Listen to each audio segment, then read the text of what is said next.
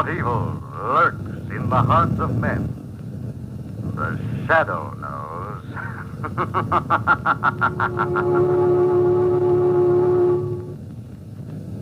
Once again, Mutual Don Lee brings you the thrilling adventures of The Shadow, the hard and relentless fight of one man against the forces of evil.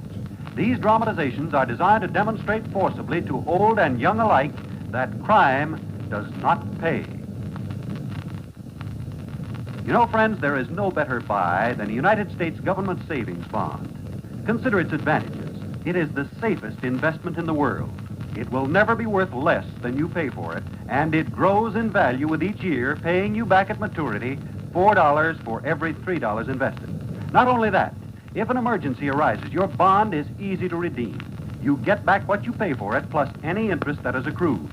So here you have the prize investment in the world, the safest investment with the best return. Remember, you can buy U.S. savings bonds through the regular payroll savings plan at any bank or post office. Buy U.S. savings bonds and hold them. But now, The Shadow.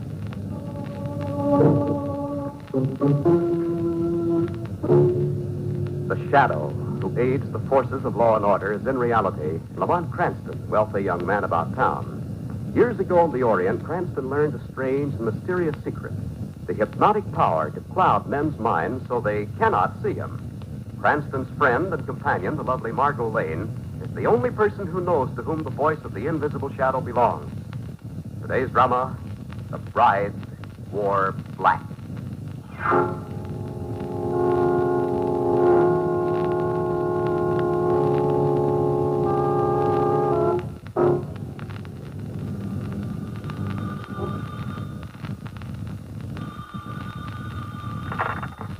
Hello.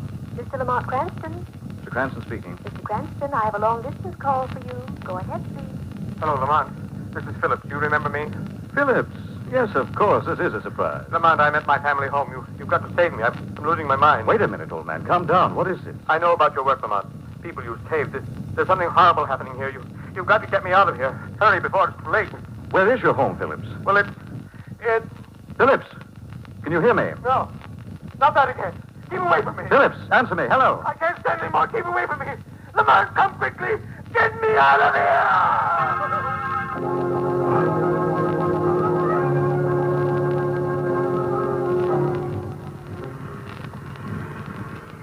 Lamont, this can't be the right road. Nothing but mud and swamp water. We'll never get through tonight. The road the villagers told us led to the old Phillips mansion, and I checked with the college. Oh, that's right. You were in college together with Phillips, weren't you? Roommates for 2 semesters. Oh, he's a heck of a swell guy. One of the smartest in school and most popular. Yes, I remember reading something in the society column when he got married. He always was a very old Southern family. Planned on restoring the old family home down here for his bride. What are his people like, darling? Oh, funny. Now you mention it. Well, I really don't know. His parents are dead, but aside from that, I don't ever remember us mentioning his family at all. Well, come on, walk it! Ooh. Well, this is the end of the road. So I see. Well, I guess I was still back in school. Look ahead there in the car light. What are those white stone slabs? Looks like we've taken the road leading to the family burial ground. Oh. Well, that's a lovely entrance, darling. Yes, isn't it? Well, at least it proves we must be somewhere near the house.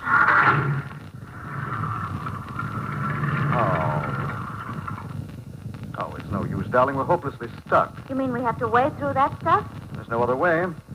Oh, wait, I'll turn off the car lights. You take the flashlight. I'll get the luggage. Okay. Hey, wait a minute. I'm sunk in mud nearly up to my knees. Well, hang on to me and let's get out of this hole. The house must be up ahead beyond this graveyard. I guess so.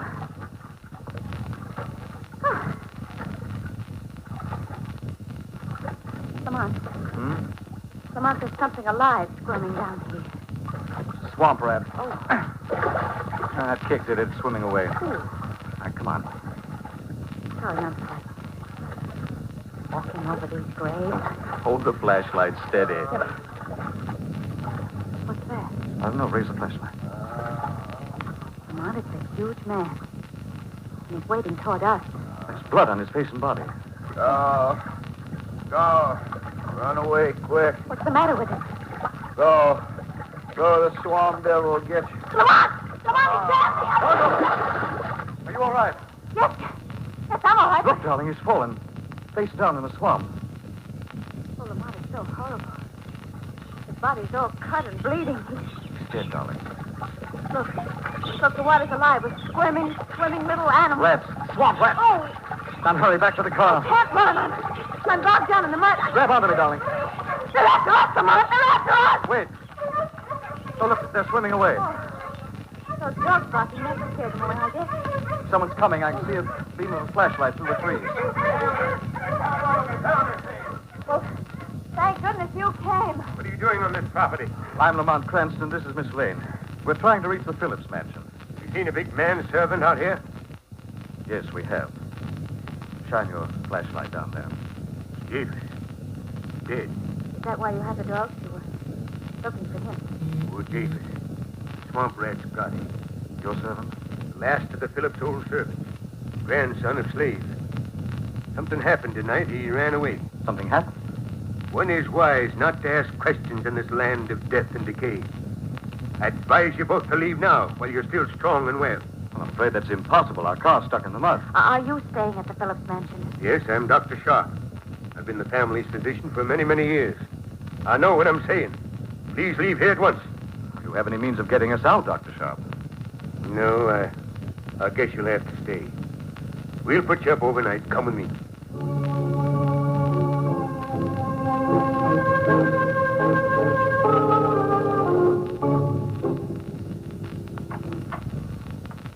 Well, here we are. I'll show you upstairs to your room. Oh, it's a tremendous old place, isn't it? It must have been beautiful in its day. Nothing stays beautiful here, Miss Lane. The swamp land is messed. Here are your candles. Last night's storm put out the lighting system. Well, I'd like to see my friend Phillips before we retire for the night. I'm afraid that's impossible. I've given him drugs. He's a very sick man. He'll sleep until morning. Well, what about his wife, then? His wife? Haven't you heard? I know. I haven't seen Phillips since we were both in school. Young Phillips' bride died shortly after they arrived. Died?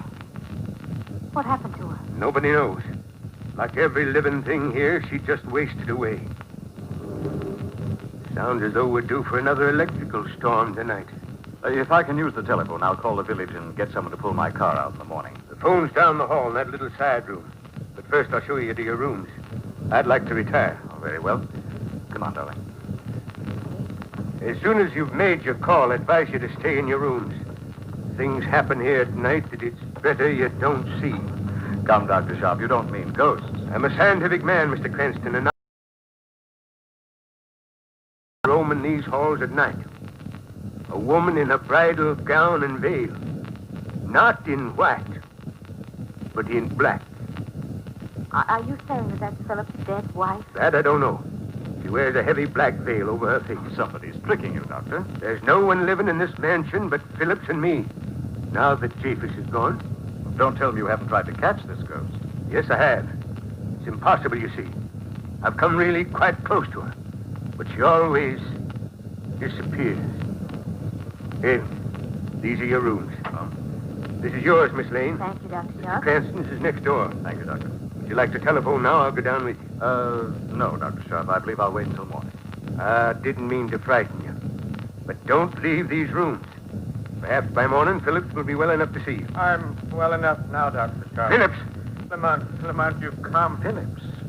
It is you. Take me away. Get me out of this house. Come back with me, Phillips. You're sick. Come to your room. No, let me go. Lamont, take me away before it's too late. Take me. I've given him sedatives. He doesn't realize what he's saying. Lamont, you must save me. You must. He fainted. Here, let me help you get into his room. I'm in charge here, Mr. Cranston. Please don't forget that. I'm sorry, Dr. Sharp, but this man is ill. You shouldn't have come here. You both must leave at dawn. Remember my warning. If you value your sanity, don't leave these rooms tonight.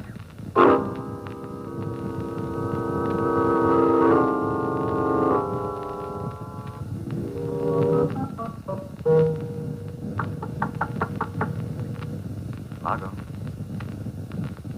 Lamont, darling, you asleep?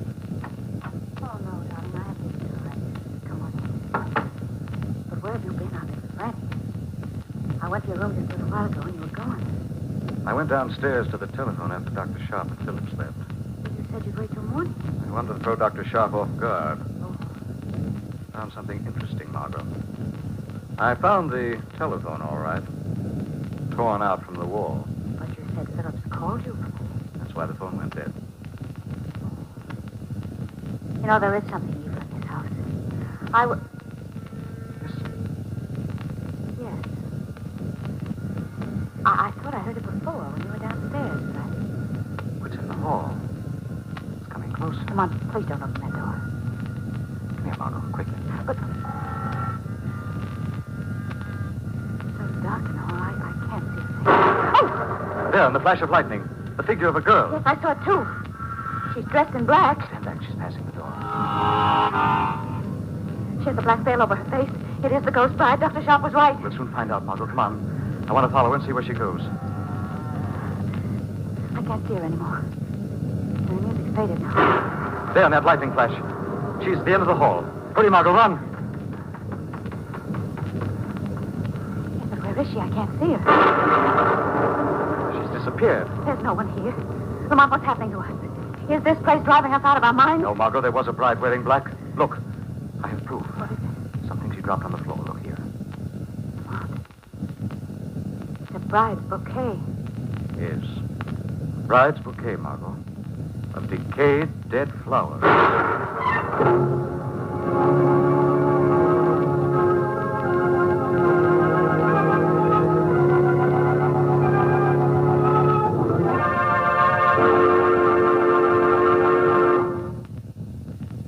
Friends, have you ever thought about the day when you will own your own home or start your own business? Have you given thought to how best to provide a college education for your children?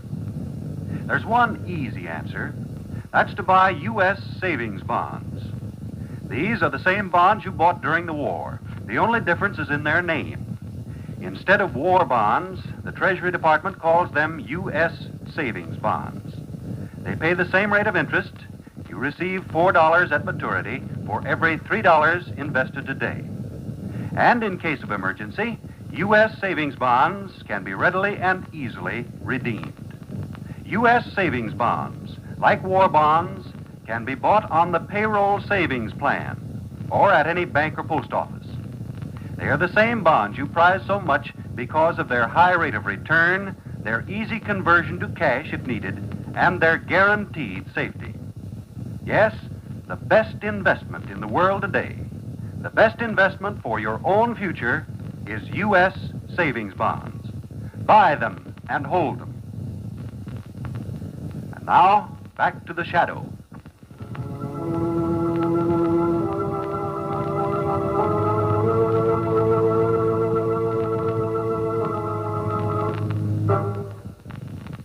Forced to spend the night in a decaying old southern mansion belonging to a friend, Lamont Cranston and Margot Lane follow the mysterious figure of the ghost bride who wears black to have her disappear in a blinding flash of lightning.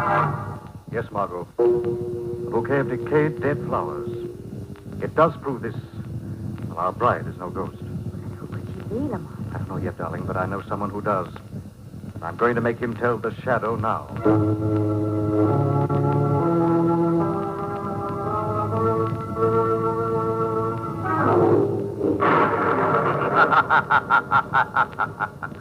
There is no sleep, no rest for you, Dr. Sharp, in this house filled with fear. Who's that? Who's in this room? The voice of the shadow speaks to you over the storm. Ghost? It can't be a ghost. No more a ghost than the bride who roams this house clothed in black. You've seen the bride? Who is she, Doctor? Who is this woman dressed in black? I don't know. I won't tell you. She's a ghost. Let her alone. Here is proof she is no ghost, Doctor. What's that? Something dropped onto the floor. A bridal bouquet, Dr. Sharp. It's hers. Young Phillips' dead wife. You lie. No, it's the truth. She brought it here with her after the wedding. Kept it until she died. You attended her during her illness? I did all I could for her. I sat with her until the last breath, when the sun's last rays fell across her bed. In the new room she'd learned to love so well. The sun's last rays. The new room she'd learned to love. What do you see? Thank you, Dr. Sharp. Now the shadow knows where to find the bride in black.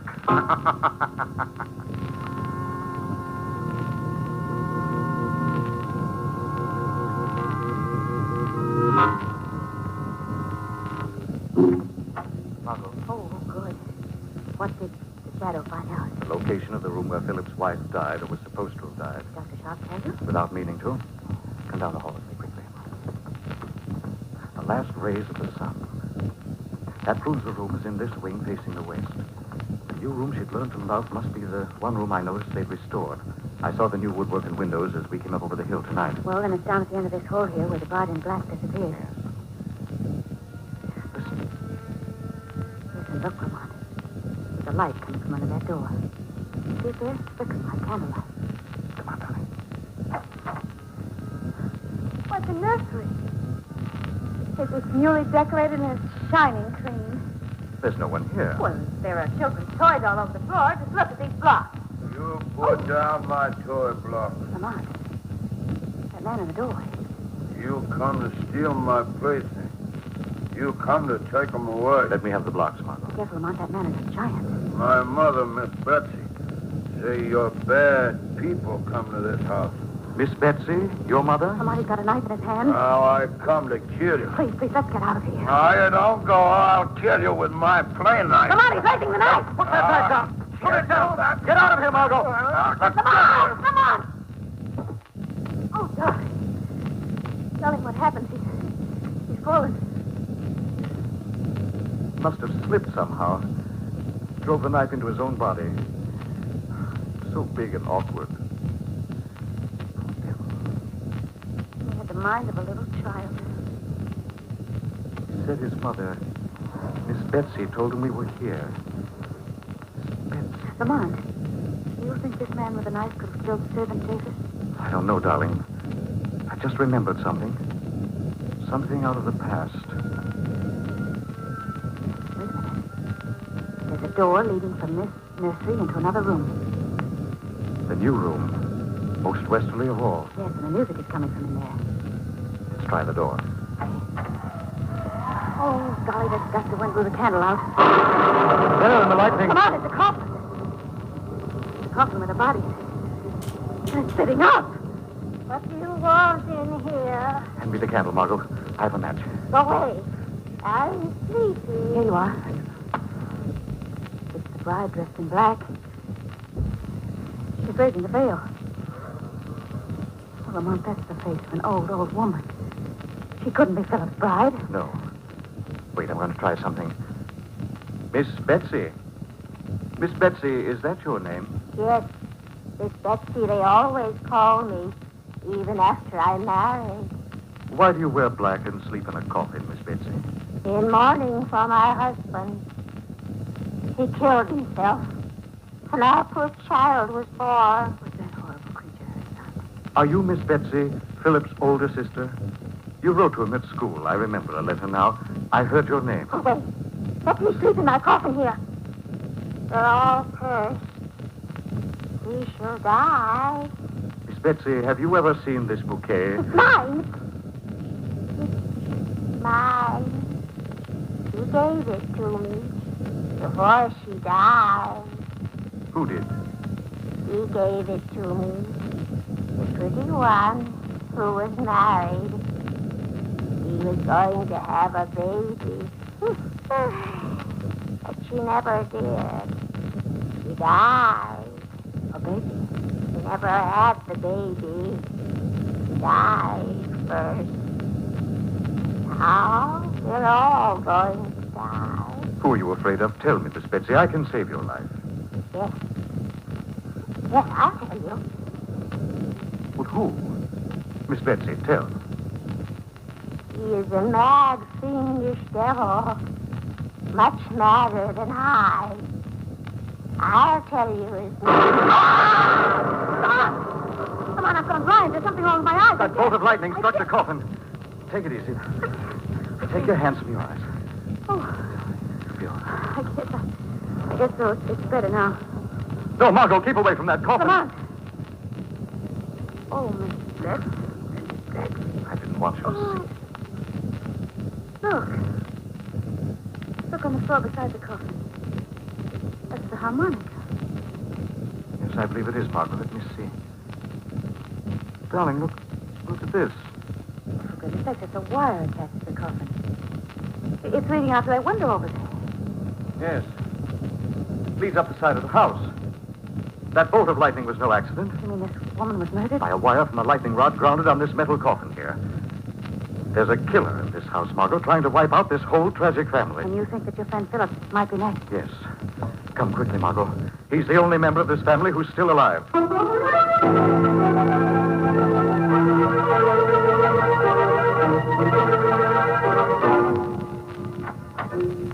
is his room, Margot. Well, Phillips is still safe. He's asleep on the bed. Phillips. Phillips, wake up. It's Cranston. Phillips. I don't think he's sleeping, Lamont. He's been drugged. Phillips, can you hear me? Oh, Lamont, let him stay here. Don't just stand there wasting time. He'll sleep for hours, but come on. Dr. Sharp is the man.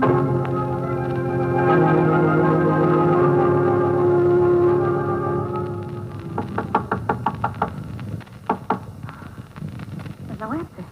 There's a light under Dr. Sharp's door. The room's empty. Look, the window's open. Yes, he's gotten away. Come on! Come and get me! Come on, see if you can! Where's that voice coming from? Look, down there, Margot. Yes.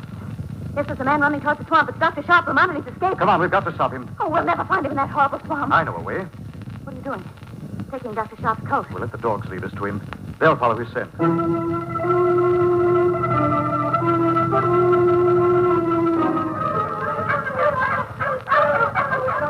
darling. I just can't walk any faster in this deep mud. Got to come along, darling. I can't leave you here now.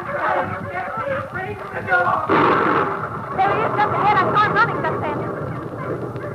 What's the matter with the dogs, Lamont? They're running around in circles. They seem to be puzzled. They've lost the scent. There he is, across the clearing.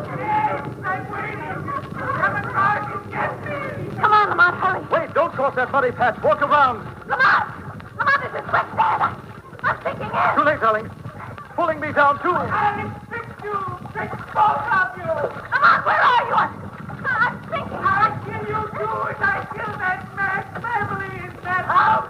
I've one left to kill now! Margot. Margot, are you all right? I can't breathe, Lamont. I'm going down. I can't breathe.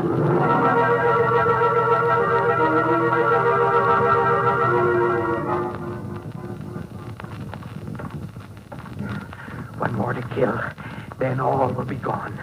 No one will know. Cranston and the girl, but I finished them. This is his room. Now to finish my work, wipe madness from this house. You too are mad. As mad as they. Who's there? The voice of the shadow tells the story of your guilt. No voice can stop me. You killed the young bride when you knew there was to be a child. It would have gone mad, like all the rest. Yes, I killed her. And Japers, too, when he found out what I'd done. Now there's one left.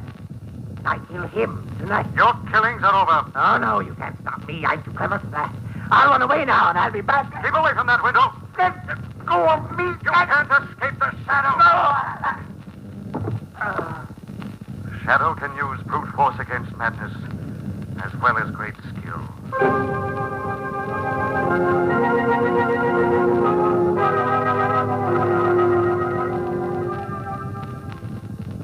You all right now, darling? Yes, Lamont, I am, but I was pretty scared until you pulled me through that quicksand. And why did you let me think you were caught, too? I wanted our killer to think so. To surprise him as the shadow just now. Oh, you got it? Where is it? Just a moment. Is he all right now, Dr. Sharp? Dr. Sharp? Yes, Mr. Cranston, I gave him hypodermic to make him sleep until the police get here. But, Lamont, that's your friend Phillips lying there. Right, Margot. He was our insane killer. But I thought Dr. Sharp was... I mean... I don't blame you, Miss Lane. I'm afraid I did behave pretty strangely tonight. It was partly my fault that all this happened. Well, I don't understand it. Well, you see, I'd been the Phillips family doctor for a great many years. I knew all about Miss Betsy and her strange, demented son. I realized that Phillips was upset about the strain of insanity in the family, but I had no idea how dangerous his late one afternoon to say that he just killed his wife. She wasn't quite dead when I reached her, but I couldn't save her. Oh, Phillips made me swear that I would never reveal the murder. I don't know why I promised. Perhaps it was because the family had always been so close to my heart. But I did. I helped him bury his wife in the family graveyard.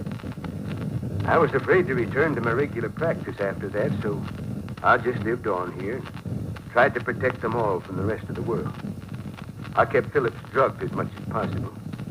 When you and Mr. Cranston came, my only thought was to get you away as quickly as possible before you learned the truth. yes, but Lamont, it was Phillips who called and asked you to come here. That was part of a very clever plan, Margot.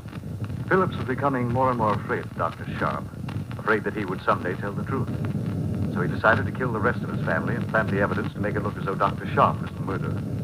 That's why he called me, so that I would come here and be a witness to condemn Dr. Sharp. Then you mean that whole telephone call was staged? Right. And that gave me my first clue, incidentally. When I tried to call into the village last night, I found the telephone pulled out from the wall. With the others of the family living just in the upper rooms, no one could have done it but Phillips or you, Dr. Sharp. You'd offered just before that to let me use the phone. Yes, Mr. Cranston. I'm afraid Phillips was far madder than any of the people that he tried to save from madness. He was the maddest of all his pitiful, tragic, lost family.